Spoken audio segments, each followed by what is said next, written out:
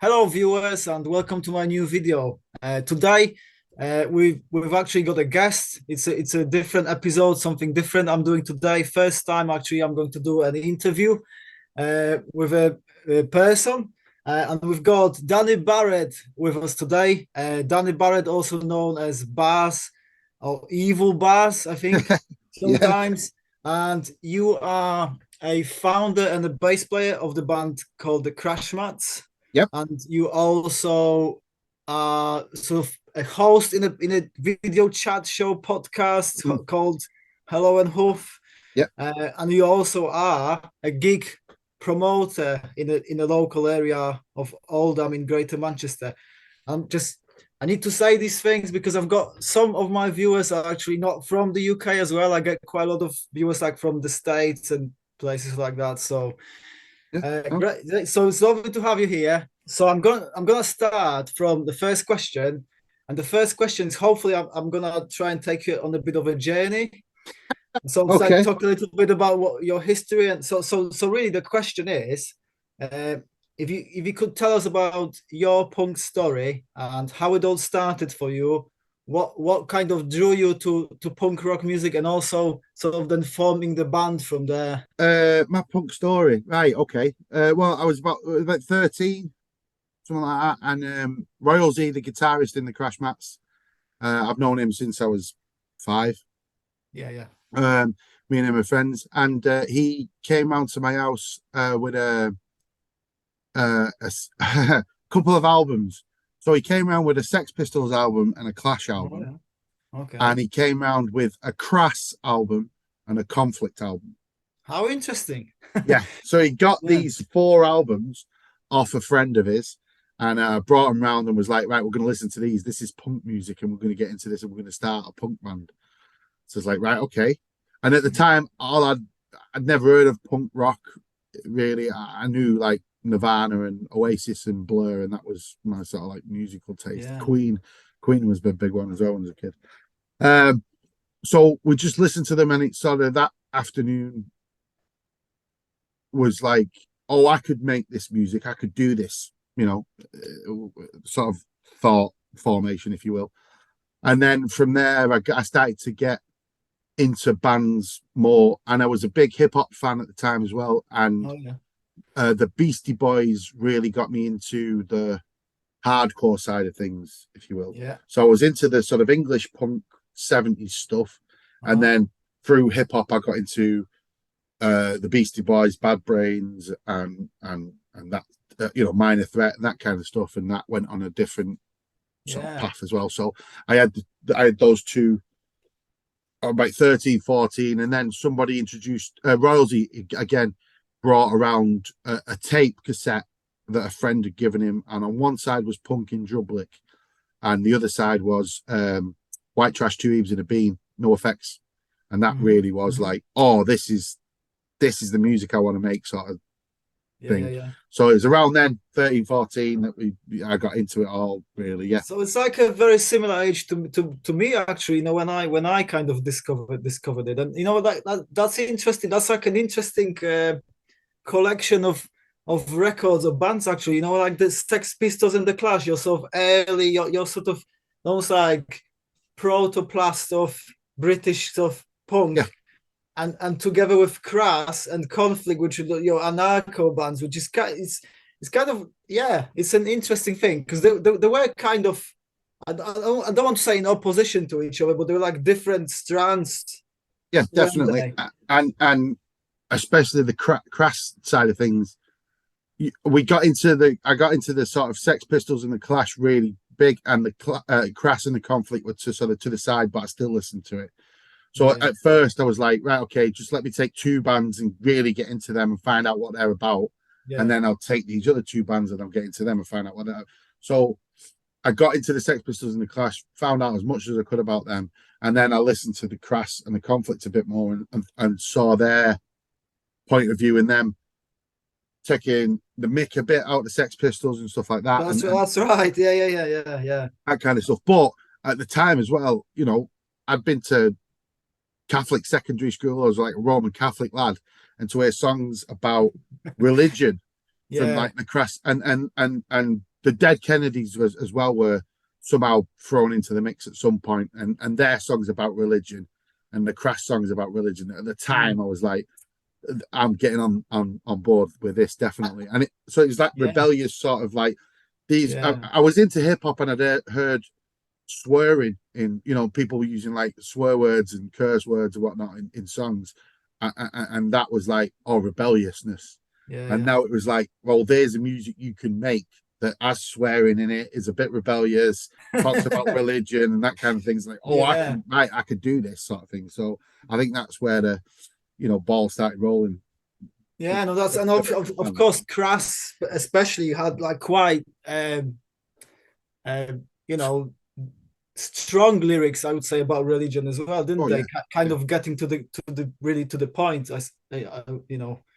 So I mean, I was 13 when I heard the song "So What" by Crass, and I yeah, still remember all the lyrics to that now. And like yeah, that, but it blew my mind that someone would write a song like that. and release Um, it. Yeah, and release it, put it on a record, put it out, and write the yeah, lyrics to it, on the inside label and put it out. And yeah. yeah, it was just shocking. So it was all part of that, I suppose. So that sounds good. Sounds good.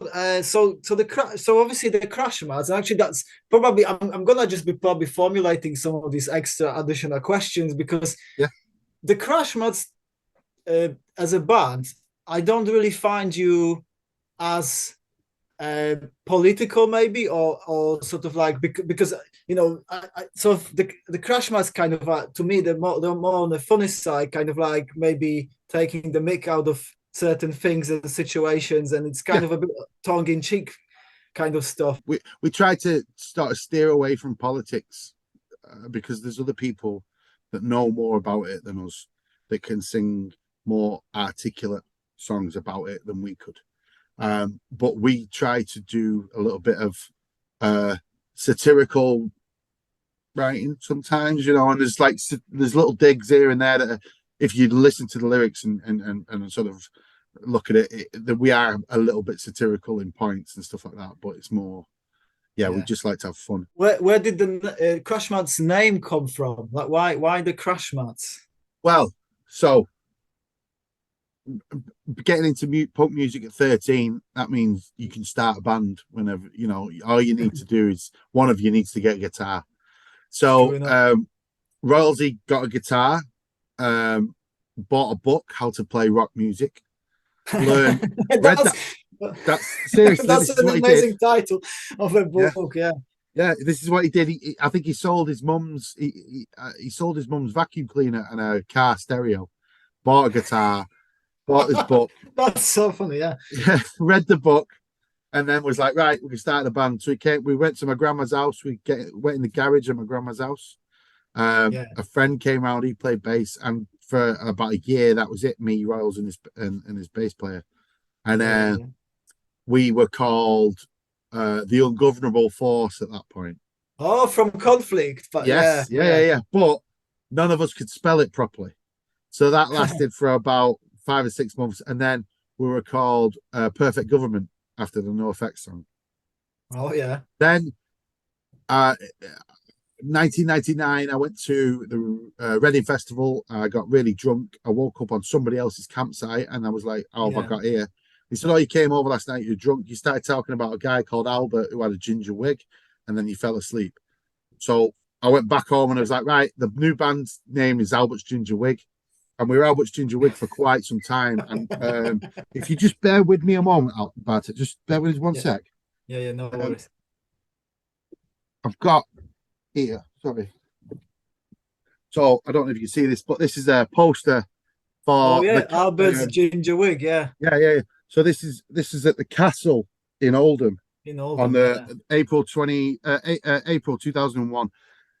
And yeah, we were supporting Superstring. But yeah, it was and we had we made our own posters and stuff like that. And yeah, Yeah. so we were, I think that was like 2000 to about 2004, something like that. The drummer left, we all, got jobs and did other things. And then me and Rolls got back to it and started Yeah. to do it Yeah. again. And we were called the Knuckleheads originally, but we found that there was a lot of people, a lot of bands already called that.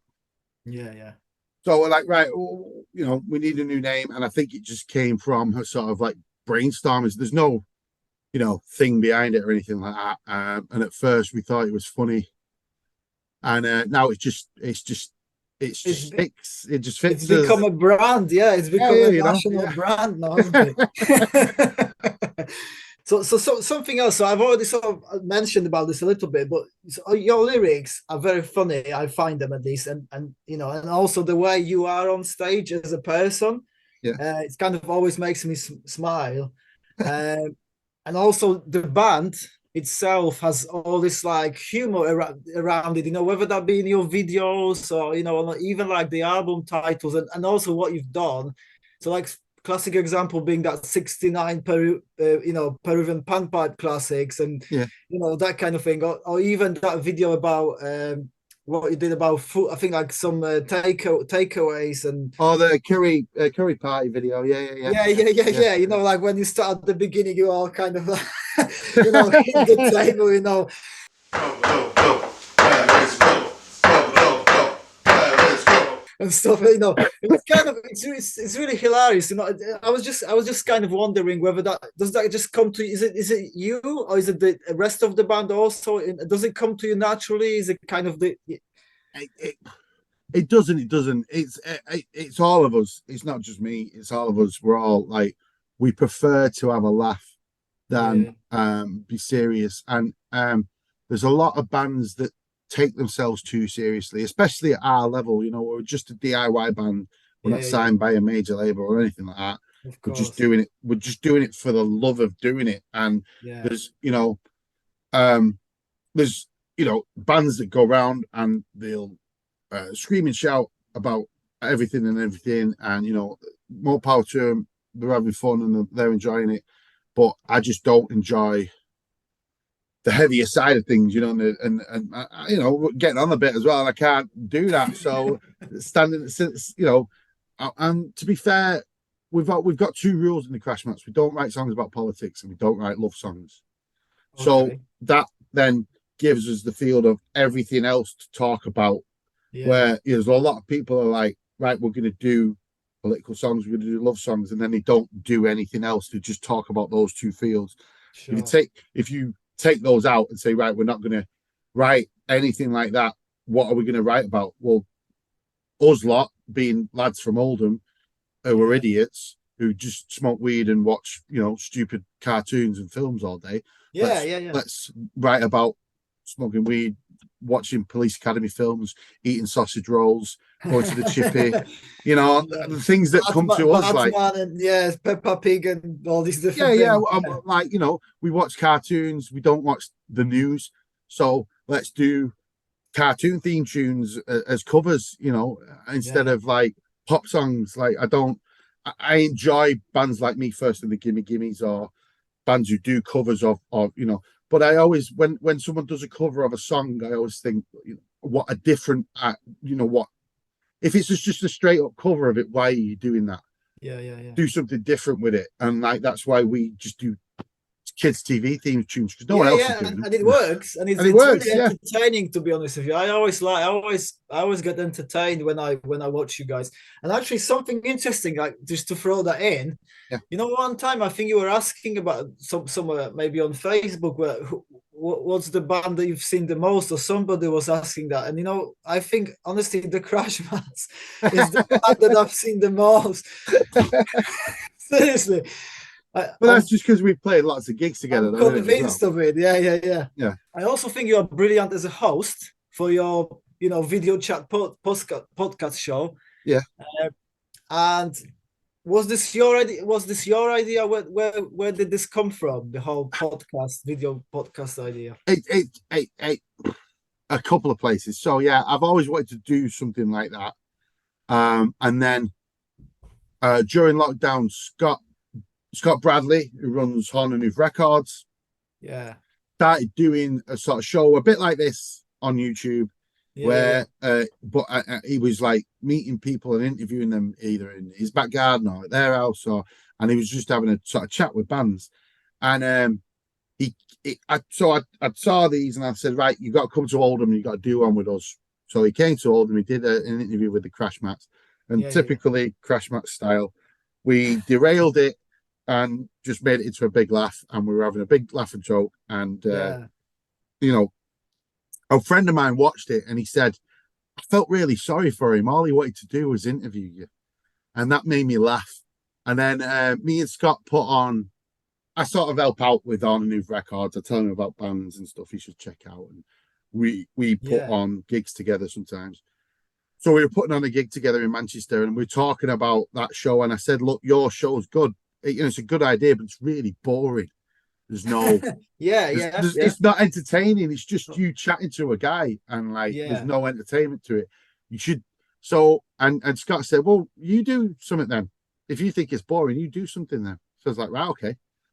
And then about 3 weeks later, I rang him up and I said, "Right, be here at this date with the camera and yourself." And I rang up Will, said to Will from Hummer, "You come down as well." Yes. And my mate Rick really helps out a lot because Rick's got the technology side of things down. So he knows how to edit, he knows how to film things, he knows like, right, we need a microphone for sound, that kind of thing, you know. Of course. So so Rick's the technical, that's why I call it Scientific Rick.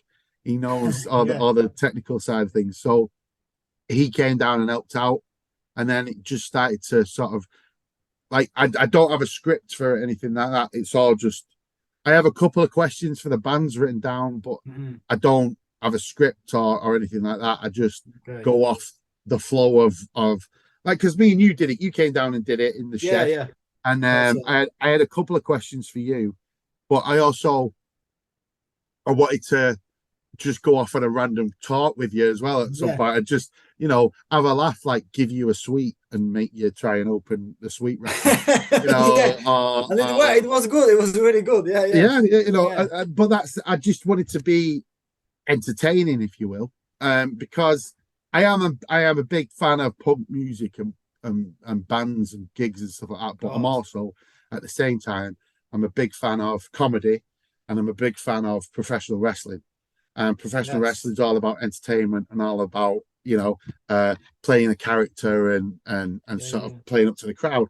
So I just thought if I can like combine those sort of three things and DIY ethos, like do it myself in my shed with my mates, and we get something, maybe it can become, you know, something that people enjoy. I don't know. I think so, and you know, I've certainly enjoyed it. I think I've watched all episodes. To be honest, I've been like a real big supporter. You know, and big time. Yeah, we've done like a year's worth, I think, of those videos. Like last year, it wasn't it? And it's coming up to it. I think around about a year now. Yeah, we had a bit of a break over Christmas time. But next weekend we're going to start filming series 2. So I've got some big bands, and well, not big band, but you know, I've got some decent bands coming, and some bigger bands, and you know, and you've also been involved. Obviously, just one thing. This isn't written down, but I'm going to ask you this because obviously, I think it was last weekend, if I'm not mistaken, Manchester Punk Festival, and you obviously you opened it up, right, with your sort of live show. If you will, we there was a guy on, Jason Sterling was playing before us, but he was doing an acoustic set, and I think he used to play the banjo in a band called the Matilda Scoundrels. So he said, well, he's playing the banjo, so he doesn't count. We're at a punk festival, so we're opening it up. So we pretended like we were opening it up. But yeah, I interviewed 20 people in 40 minutes. When we just had a laugh, you know, we just had a bit of entertainment, a bit of fun, and a bit of stupidity and organized chaos. And it was fun. It was a good laugh. So there's 2 questions. The first question it's about booking gigs, really. Okay. Because again, you've been doing that for quite some time, and again, I just wanted to sort of ask you about what made you start thinking about booking gigs, and like because obviously you've been on that journey now for at least 10 years, if not longer, I would say. Well, I think it is. I mean, as Evil Music Live, we've been doing it for 10 years now. You played the first ever one. I did. I'm just trying to look for the poster on the wall. There it is. 25th of October 2003, was it? Sorry, Yeah. 2012. Sorry, 2012. 2012. Yeah, Yeah. yeah, So that was the first ever Evil Music Live gig at the Abbey. But before that, obviously, the Crash Mats are a DIY punk band, so we book our own shows and yeah, chat to venues and promoters. So doing that so often and building up the confidence to go up to somebody and say, "Can we have a gig?" You know, yeah, it can be quite cheeky. You've got to be a bit cheeky about it. You've got to be a bit, but you've got to have that drive and that you have. motivation to do it. And you've got to keep doing it. Sometimes, the first few can be, filled up, but it's that fifth to sixth, seventh, eighth, ninth, 10th gig that you do where not as many people are coming anymore, or the Yeah, bands you've booked aren't well known, or you've got to keep going, you've got to keep doing it. yeah, And yeah, the venue might close down. It's happened to us twice. The first venue we used was the Abbey Inn. That got knocked down and turned into a swimming pool. sure. The second venue Yeah, was the Go Go Club above the Royal yeah, Oak, and then the guy who was running that left, so that wasn't on anymore. And then Bank Top kindly said, "Yeah, we'll have you on." So we've built more at the Bank Top now, and we were doing it once a month, and I think that was a bit too much, to be yeah, fair. So now we do it. We have 6 dates at the Bank Top every year. So we sort of split it up throughout the year, and start March, May, have an all dayer in August with a Friday night attached to that, and yeah, then October and December, and it works out nice throughout the year that we get a good mix of bands and whatnot. And then it's having the ball. You've got to have the guts and the balls, if you will, to sort of like go up to a band and say, "Look, would you come and play in a small town outside of Manchester?" yeah, It's not Manchester, it's Oldham, and there might yeah. be some idiot in the crowd shouting weird stuff at you that you've just got to deal with. Yeah, yeah. Yeah, but Oldham isn't that small though. It's got the Oh, scene, and to be honest with you, that's a massive credit to you personally. Um, that scene actually exists and so thrives to a degree, I would say, in a place like this, because I think without that passion and that drive and the commitment, to booking those gigs, yeah. I don't know really whether that scene would have survived for so long, or. Yeah, I don't really like talking about this, but yeah, we've helped a lot. Like when we first started, we were there was, I think, another band from Oldham, if you will, called the Tribal Munchies. Did you ever see them? I'm not sure actually. I don't know. No. Uh, They were like a punk ska band, right. and a Yeah. didgeridoo player. No, Um, probably not. right, one of the most interesting bands I've ever seen. Tribal Munchies were brilliant, and then there was us, and then there was like another band called Drink and Drive, who were a I bit, remember Drink and Drive. Yeah, yeah, yeah, yeah. yeah, they were a bit India, but they were sort They of on were. the punky side. So there was us three sort of thing, and then there was a couple of other bands started. I mean, you guys came around Rebel Conspiracy, Yeah. and then there was a couple of other Butcher and Bolt. Do you remember them? I think so. Yeah. There was We there was we Rick's there was Rick Munchies, but there was like a pressure drop as well. pressure drop. Yeah. Well, Rick Munchie is called Munchie because of the Tribal Munchies. So Ah, Rick was originally in the Tribal Munchies, and then right. Okay. yeah, there was Butcher and Bolt, which was the girl and the lad on drums, I and remember because them. there was Yes. a gig we played, us lot, Rebel Conspiracy, and Butcher and Bolt. We played that in Oldham, and that was like Yes. one of the first gigs At we the played Whittle, at the together. Whittles, I think that was, wasn't it? I, I want to say it was in Iguanas, which used to be at the bottom of Union Street, opposite the Quran building. I want to say it was around there, but I could be wrong. Right. Um, but Uh, we played a lot of gigs together in Oldham we back in did. the We day. did. But yeah, I'm proud that now that there's quite a few bands from Oldham. Animal Byproducts, Clayface, obviously Yeah. those lot are still going. Dopamine Transmission, And there's more coming. You know, there's more Yeah. bands in Oldham still, and at another man's rhubarb as well. At the minute, I could put on a gig in Oldham with just Oldham bands, and I like that. Yeah. You know, Yeah. I think we've got a sort of nice little scene, and if we keep trying to push a bit more, we can build it more and Yeah. more.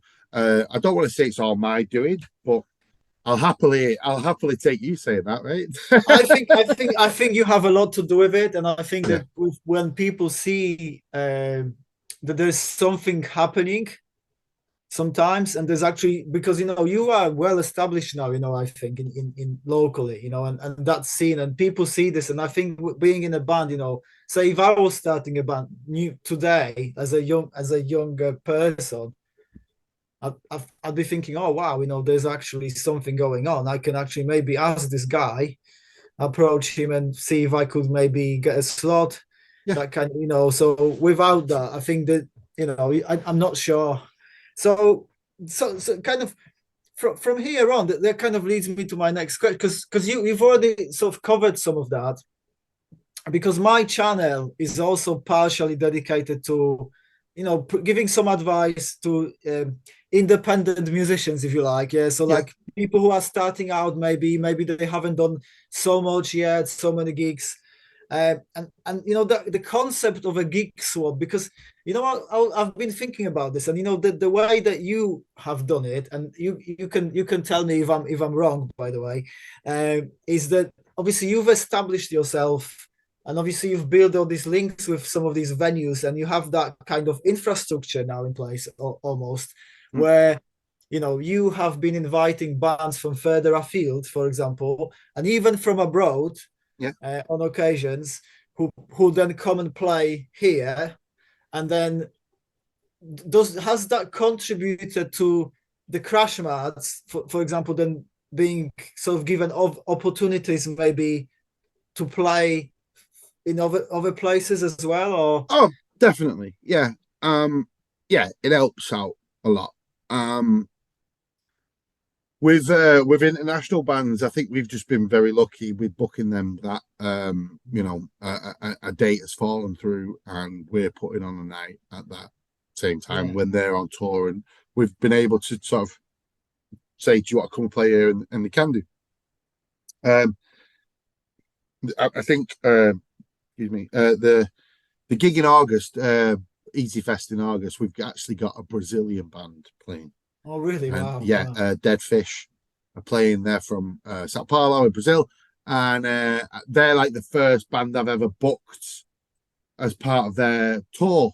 So like on their tour posters for the UK, there's going to be Oldham, that's a bit, that's going to be a bit crazy. But that's amazing, though, isn't it? It is crazy. We've had bands from like Belgium and Spain play and stuff like that, Greece, and Poland, obviously, but internationally, it's obviously never helps us. But I don't think we really want to do that Europe and touring or playing like that sort of stuff, because we know that we're a very English band, and I don't think we travel that well. But in the UK and whatnot like that, we've got a lot of strong links with people, because we've had bands from Hastings come up and play, and then they've gone back to Hastings and said, hey, you should really book these guys at crash mats, and then we've come down there and played London and Canterbury and all down south, and Wales and places like that. We've gone and played on a Friday night or a Saturday night. They've enjoyed us, and they've asked us to come back, and bands we've met along the way, we've made friends with and stuff like that, and we've got them to come up. And sometimes it doesn't happen. Sometimes we've had, we've booked bands to come up here, and they've come and played 3 or 4 times in Oldham, and they've never said, do you want to come play where we live, ever. But I still had them back because I enjoy them, and there's some bands who are just like that. They would just tour and will just never do anything in their place, their hometown, but we'll tour the UK and take a gig off you and stuff like that. And that's fair enough, that's what you want to do. But at the same time, part of why I started was I live in Oldham, all the gigs are in Manchester, I can't afford all the time to be going to Manchester every weekend to watch a gig. Why isn't there something more local to me? Right, if there's not, Yeah, I'll start. I've got to do it. If I want something to come here, I've got to do it, and that's what I did. no, it sounds great. Because I've often wondered, and I did this myself, as you know, in the past, where I booked some gigs. So when we were in Manifest, Yeah, we booked some regular gigs, say maybe every quarter, in Manchester at the time, and we used to have bands from various places. Sometimes that ended up in some gigs being offered yeah, also, but obviously I think it's about giving, though, isn't it? Because to me, it's one thing is about networking, which you also talked about, yeah, and there's that giving something, not necessarily expecting anything in yeah, return, yeah, but it yeah, kind of happens naturally. Because, like you said, some bands they are not inclined, and that's also fine. That's fine. If all they do is tour around and they don't organize anything themselves, yeah. but then out of, say, however many gigs you've put on, obviously that then puts you in that better. Well, you open up opportunities, I suppose, to Yeah, to your to yourself as well, yeah, because you also play. I guess that's another factor in this. The crash mats. When you put a gig on, oftentimes the crash mats are also on the bill. So say you have these bands coming from somewhere else and they've never seen you before. They obviously will watch you, and then maybe they think, oh, this is a great band. yeah. They Well, will I go mean, down it's really well. it. I'm not. We're not doing it to do that. I am simply doing that because that means I can put another band on. If the Crash Mats play, it means we Yeah, can have 6 bands on, and I can pay sure. 5 of them. And Yeah, we yeah, can yeah. and I get to say to Chris, bring your drum kit. Uh, because if we're not playing, he's a bit like, why am I bringing my drum kit? Sometimes he's not really, but sometimes he looks at me like, but we're not playing. Why do we need my drums? Yes. But it is that sense of giving back is nice. I because our shows are free entry, free to get in. Yes, they are. Yes, yes, Because that's true. let's be real, nobody wants to pay to get into a pub to just watch a band. So free entry is the best way to go with that. Right, okay. So the bands it's free entry, put the pubs on the PRM, PRS scheme. PRS, yeah, PRS. PRS. So Yeah. they get, so I've started to deal with them. So I get a certain amount off the bar for the night, and then I can split that with the bands. Brilliant. So you might only get 50 quid, you might get 40 quid, but if you're a band starting off, it's a Yeah. good starting point. If you're a band who's like just released an album or something like that, come tell me that it's play. I'll put you on. You know, you don't want to headline at my gigs. That's the problem. There are gigs if you headline because the Bank Top want somebody playing towards midnight. The last tram to Manchester is like 1:45, 22, 12. So Yeah. that last 20 minutes of the headline slot is usually dead.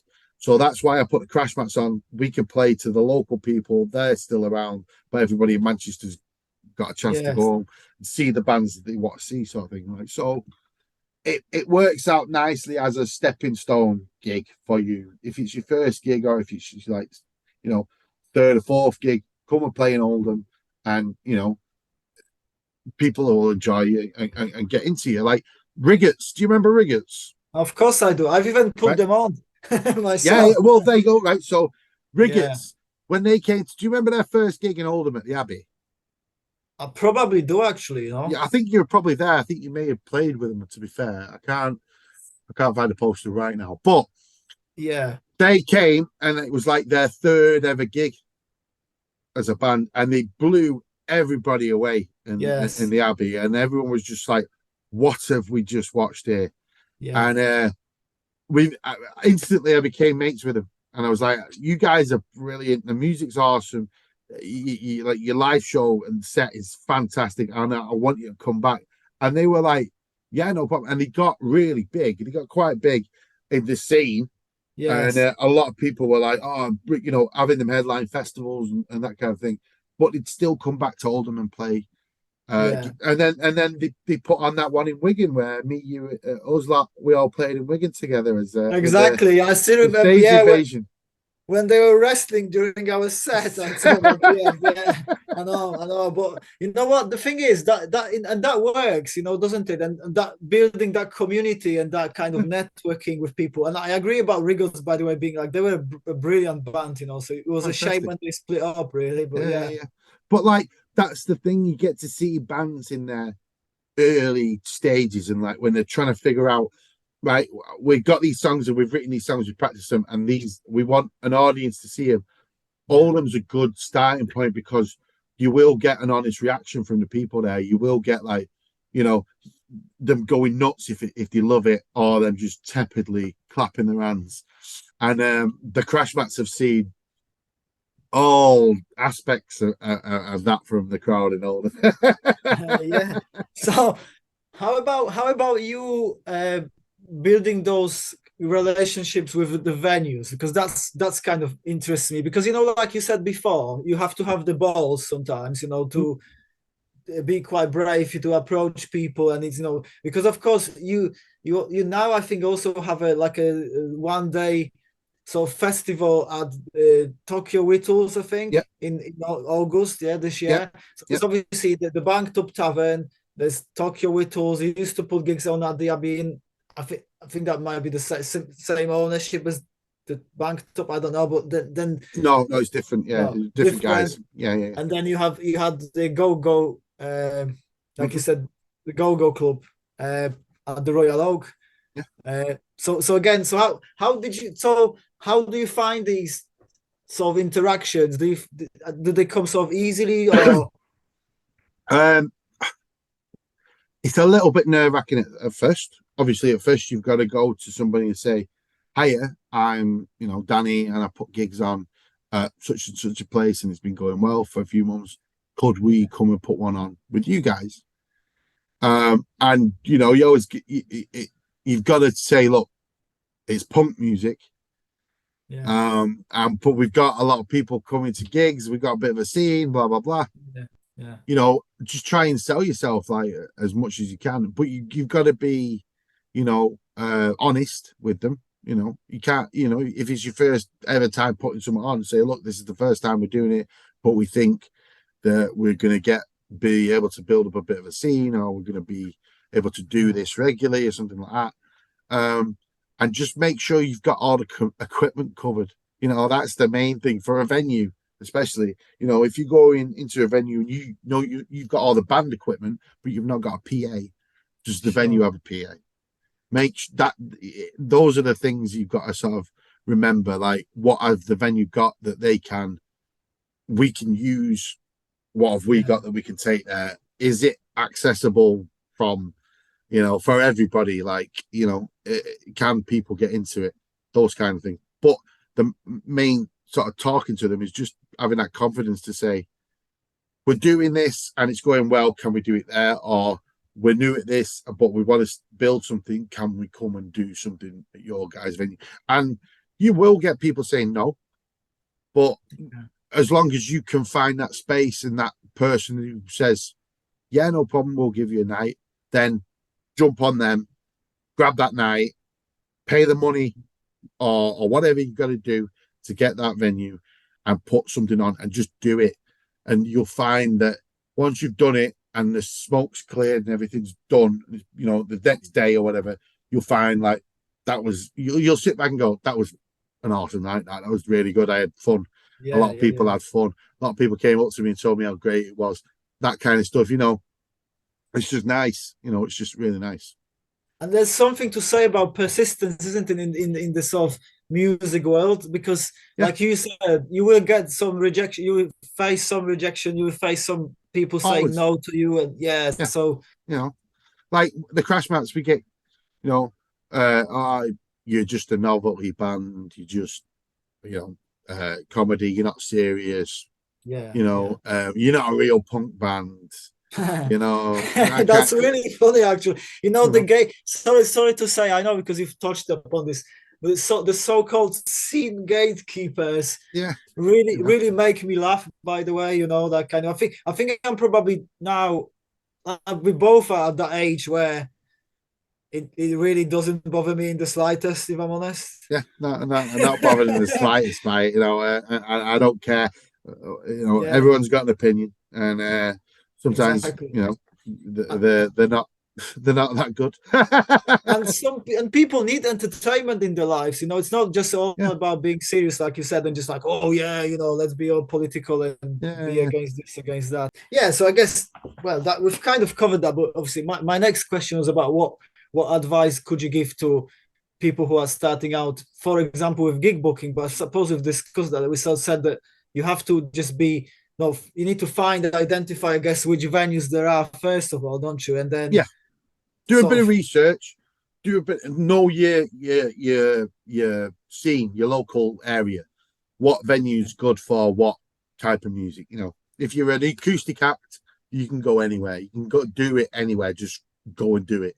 If you're a band, you need a room with a PA. You you need a do. decent sounding room. If it sounds echoey as anything, you know, it's just bare brickwork. It's going to sound Yeah. awful in there. Um, you need to like know the venue, know what they've got, what equipment they've got, stuff you can use from them, and then how much does it cost to hire that? How much do the bands want? Do you have to pay the bands? Are they not? You know, is there a couple of mates in bands that you could just say, "Will you come and play a gig for free for me, please?" Mhm. Do you have to do tickets? Do you not? Can you let people in for free? You know, all that sort of thing. Just work it out on a piece of paper before you go, Yeah. right, we're going to do this now. Yes. And if you can do it all, do it. Just do it. That's the only thing. That's the only piece of advice needed. Just crack on and do it. Don't let, because other people will tell you why you're doing that. That what you're doing that for. You know, Yeah. Yeah. what's the point of doing that? And you just got to ignore them and just crack on, because there's people who sit there and go, "Why are you doing that?" And then in a year go, "I wish somebody would do something." You know, and then Yeah. you're like, "Well, I was going to a year ago, but he asked me why," and so I stopped. You know, just don't listen to anybody else. Just crack on and do it. And if it fails, it fails. But you know, pick yourself back up and crack on. Carry on. And that I'm glad you said that, because I sometimes think as well like that. It's important. It's almost like a peer support, isn't it? That just to hear that Yeah, message, pick yourself back up, and because even I'm sometimes going through some of these emotions, when asking for gigs or trying to do so, and I've done for over years, when sometimes it was a great success, and then other times it was like a flop, basically. It's like, well, you did something and yeah, not many people showed up or whatever, or you lost money or even on certain things. yeah. Uh, so Well, yeah, you've just got to keep trying, because if you don't do it, who else is going to do it? You know, um, you've got to do it. Like it's like the I always look at indie record labels, and I'm like what yeah, Scott does with Horn and Hoof and the TNS guys, and you know all the yeah, various indie brass neck and people like yeah, yeah, that. They put a lot of money into putting the bands out and actually getting their records out and stuff like that. And if yeah, I had that money, and I should have more people helping me out, I suppose I could do something like that. But I'm happy at the level I'm at, where I'm just putting gigs on and creating a bit of a community, if you will, of people that will come yeah. to gigs and bands, and we can build on that from there. You know, I've not got the money really for a record label or anything like No, that. but I think you are a very important part of the ecosystem, if you like, that Yeah, kind of like the DIY sort of scene, because there's different things that are needed. yeah, Not everybody needs to be running a record label. yeah. Somebody has to put gigs on, somebody else has to be in a band or do other things, organizing, you name it. That's why we started the show as well, the Hello Hoof. That's the like it was originally going to be just Horn and Hoof bands, and we're just going to chat to Horn and Hoof bands. But I quickly realised there's only about 5 or 6 of them, Yeah, so yeah, this is going to be a really short run thing. So if we just let me talk to bands, and like the bands that don't get the press coverage, or interest, I'm not just going to chat to Pizza Tramp and Wonk Unit and those bigger bands in the scene. I'm going to speak to, you know, um, 77 Spears, or I'm going to speak to Animal Byproducts. I'm going to speak to the bands who are just starting and are at Yes. separate levels, and then, you know, put in an Incisions, put in a Wonk Unit or something like that along the way. And hopefully that, you know, people come in and watch that Wonk Unit one, but then also watch the Clayface video and find out more about them and bring them up a little bit, because there is an ecosystem for that. There are people interviewing bands, but they tend to stick to that. Once you've reached this level, right, we'll talk to you now. Anything below that, no one's really chatting to those bands, and there's a lot of bands that get missed. Like, I'm this is no disrespect to them, but because I'm a really big fan of them. Discord have been going a long time from Blackpool. We both played gigs with them a lot. Absolutely, yes. They're a brilliant band, but yes. I don't think they've reached that level in some people's eyes, so they get missed a lot. But look, they played Manchester Punk Festival. Yes, they Weekends did. ago or whatever it was. Yes. So it finally seems like they're getting their roses, if you will, and Yes. getting their recognition. You know, which is great. But me and you have known them for 10 years, and it's taken them a while now to get to that point where they're being recognised. And it's those types of bands that I want to chat to on my show more than anything else.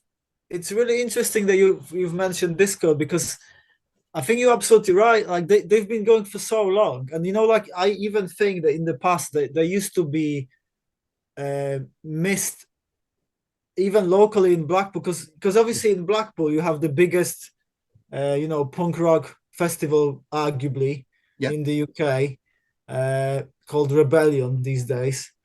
And of course you've got like this, there's always been like these few bands in Blackpool, because I remember going all, because obviously it's how it is on the scene. You meet them, you get to network with them. And we've played, when I was in Manifest, we played Blackpool quite a few times, and it's kind of like Discord is a classic example. Like they were a bit overlooked, I think, even in Blackpool, because they were never invited, even though they were like probably one of the very few punk bands in that town. They didn't play Rebellion. They were never invited. I think 1 year finally, like they kind of broke through, and they got invited, and it was kind of like on an introductory stage, I believe. But I think you're right. I think you're right that there's definitely, and you know what's really interesting as well, that even though you may be thinking, oh, this is just a DIY scene and everybody is just you know, not doing it for the money, perhaps. They still have that level of almost like this is a bigger band and this is a smaller band, or you know, and they don't get treated in the same way. I agree. Oh yeah, definitely. You know, there's definite levels to it, and you see it a lot. You know, this band will get asked to do everything, and then there's like bands on levels beneath that, and you know, they'll get asked a lot, and you know, there's certain people who are like, well, you've not released anything in a while, so we're not going to ask you guys to play, and you think, well, all right, but that seems like pay to play to me, in a way. Yeah, well, the exploited haven't released anything for like probably 15 years or some, or longer maybe, and they, you know, they do really well, don't they? Exactly, yeah. You know what I mean? Yeah. But they're above that level, aren't they? Like, you know, of course, you know, but when you're on the DIY scene, I think it is a case of what have you done recently, and how recent are you with your music, and up to date with stuff. And it can be a bit, you know, you've not released any music, you've not spent any music money on yourselves for a long time now, so you can't play our show, you can't play our festival or whatever it is. And it's you're like, well, that seems a bit elitist, but fair enough. If that's the way you want to do it, that's the way you want to do it. Fair enough. Like, you know, yeah, it's there's pitfalls to building a community, and sometimes, you know, it can get a little bit high school-esque, for sure. you know, but just keep going. That's the only advice you got. Ignore the people who are naysayers and who are just putting you down or whatever, and just crack on to the people who are helping you out, or not helping you out, but just who are encouraging. Listen to the encouragers. No, that's a good advice, because again, like, you know, you will always have these people who either don't appreciate you or reject you or whatever that might be. Yeah. And I agree. You just have to ignore. You just have to stay on your path and carry on walking. You know, walking forwards and just whatever. You know, if you will always find your crowd in the end of the day. You know, definitely. Sure. This question is about your collaboration with Horn and Hoof Records, because obviously there's been a recent, I guess, fairly recent development. I don't think that you were involved with them in the past necessarily. I know you've known Scott for a long time. Yeah. And you may have done some gigs with him, but I think now you seem to be more almost like part of the label, or is that how it works? No, like I said before, I helped Scott out, so I'm like his sort of like talent scout, if you will. So I told him about Clayface. I said, like, you've got to do something with this band, they're really good. And now they just released their album and it's coming out next month on Hello Hoof. So he's put the Crash Mats albums out, and he was the only person that came to us and said, do you want help with this? Do you want just to put it out? And we're like, yeah, brilliant. So he's the only person that's ever showed any interest in us. So I've just, because of that, thought, well, yeah, let's. So the Hello Hoof show, I could use that as my backdrop, if you will. Horn and Hoof Records. This is the reason why I'm doing this. We've got Horn and Hoof Records, and we're going to promote Horn and Hoof Records, but at the same time, I'm going to interview bands. So it just gives you a sort of a launch pad, if you will. That's it. A sort of jumping off point to go from, right, we're starting here, and now we're going to go and do this. And like I said, I've always helped him out. It's been about 4 or 5 years now since I've been doing that. And he's always helped us out. So I just thought, well, let's just try and, promote his label a bit more. And because Scott, bless him, he does a lot, and he does a lot to promote it, but I don't think he gets the help that or the respect other people get. Why not try and help him out a little bit? And again, there's probably a little bit of that as well. When it comes to record labels, not just bands. What we discussed before. The levels. Oh yeah, definitely. Yeah, the levels and all that stuff. There's definitely, it's I like I say, I always root for the little guy, and in the grand scheme of things, I think Horn and Hoof Records are one of the littler guys. So I'm always going to help root for them. Yeah, big time. So something to mention is YouTube, because of course I think one, you've helped to propel the name, certainly the brand. Horn and Hoof, and Hello and Hoof. It's like a little rebranding, isn't it?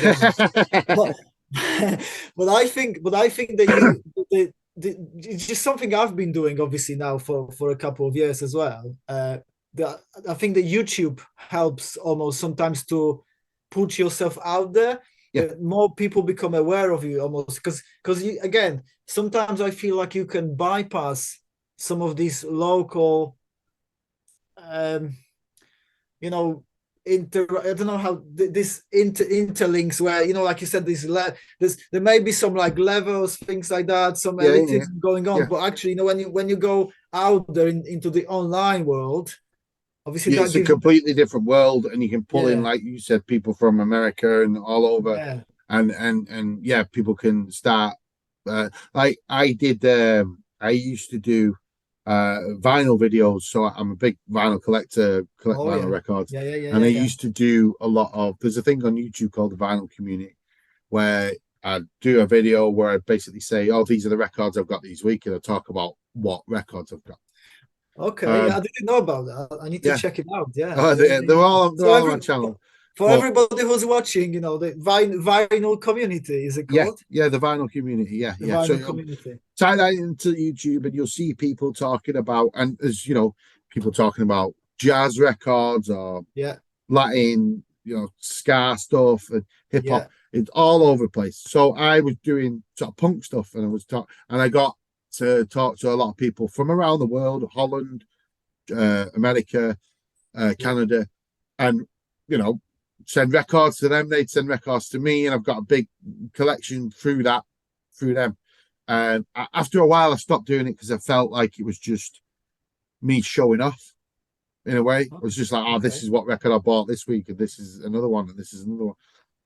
And it felt a bit like I'm showing off here. Why am I doing this? So I stopped doing it. But it's always been in my head that, I started to talk to people in America. I started to talk to people in Canada, in Holland, and different places. I'm still friends with them now. I still talk to them now. Yeah, yeah, So that reach is, big. So if I can get, you know, Clayface known in America, the yes. Crash Mats talked about in Canada or something like that, Yeah, yeah, yeah, yeah. or from my YouTube show, then great, brilliant, and it's I don't control the YouTube channel. Scott does that, so we do all the videos, we edit all of them, we send it to Scott, Yes, and yes. Scott uploads it.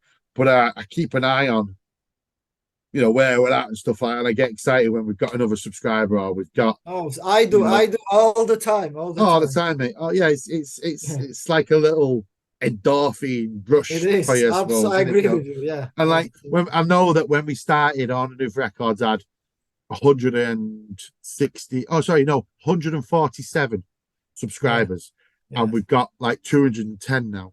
yes, So we've built that a little bit, and like if you go onto the videos and change it to what's the most popular videos on the record labels video thing, yeah, it's Smoke Gates, Big Tits Live, us lot, and then a load of Hello and Hoof episodes. So we're doing something right. People are watching it and people are enjoying it, and it's coming up to me and and saying things about it, and saying they enjoyed it and it was a good laugh and all that sort of stuff. So that's all I want. That's what all I'm doing it for, just to people to have a good time and stuff like that. But at the same time, it does help build Scott's yeah, record or Honolulu records up a bit. And we can do now, an advert for Clayface's album, which is going to come out, or when we finally record something. The new Crash Mats album's coming out, or Tio Rico's album, Sally Pepper or whatever, whoever it is. We've got a little bit of a platform now to yes.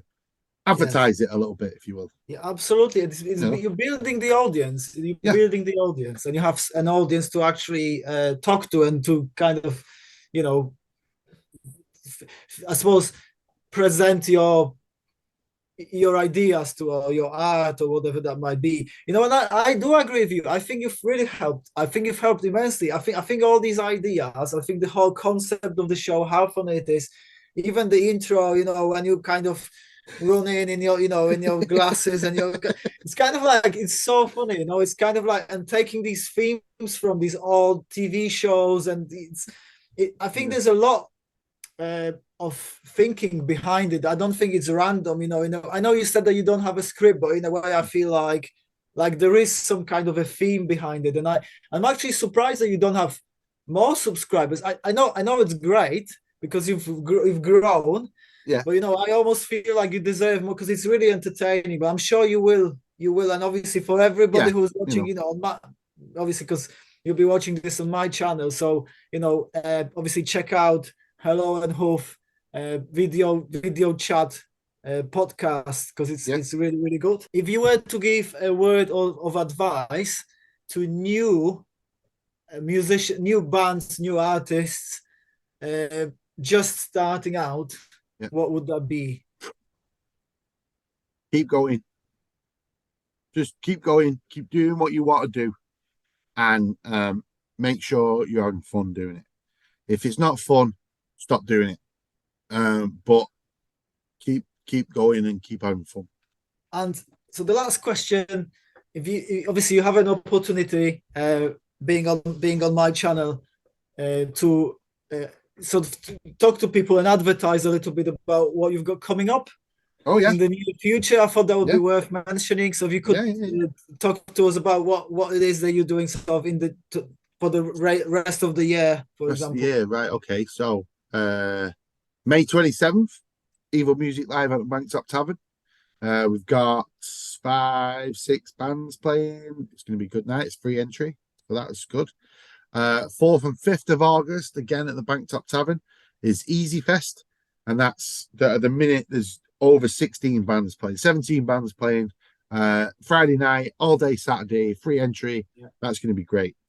The 12th of August at Whittles in Oldham is Hello Hoof Fest, and that's we've got Wonk Unit, Incisions, Shackleford, the Crash Mats, Spunkies, Big Tits, T.O. Rico, Clayface, and Another Man's Rhubarb. It's £10 to get in that one, but it's going to be a great day. There is then also October the 16th, and then December the 14th will be at the Banktop Tavern. To be decided who's going to be playing this. I've got a couple of bands playing, like sorted out, kind of, but yeah, I'll let you know more about them when they come out. Crash Mats are going to be recording pretty soon. We were supposed to be doing it this weekend, but something's come up. So we will be recording a new EP soon. Should be 7 songs probably on it. You know, hopefully we're going to do a 7-inch with that. And then Horn and Hoof, the Horn and Hoof Records video podcast chat show, Hello and Hoof, starts filming series 2 next weekend. So first guest up will be Discord, who we talked about before. 77 Spears. Have you seen them guys? I don't know actually. I may have done. Really good. You need to check them out. Really good band. Well, we'll have Elliot from Nosebleed, and then we've got Pete Bentham and the Dinner Ladies, Random Hand. We've got Linsky are coming on, Cold Break. We've got a lot of cool bands coming up. Bruce Control as well. They'll be on soon. So yeah, we're going to do that. We've got Fastest Punk Alive. We've got all kinds of stuff. Yeah, we make punks run. We've got all kinds of stuff coming up, mate. So yeah, it's going to be interesting. Yeah, for sure. No, that sounds like it's a packed. It's all packed. Yeah, packed with stuff, really. You know. Yeah. Well, you know, you got to keep yourself busy. Absolutely. No, it's really good. Really good. Okay, so thank you very much, Danny, for coming onto the show. No, thanks for having us. It's been lovely to have you, and take care. You too, buddy. Take care, mate.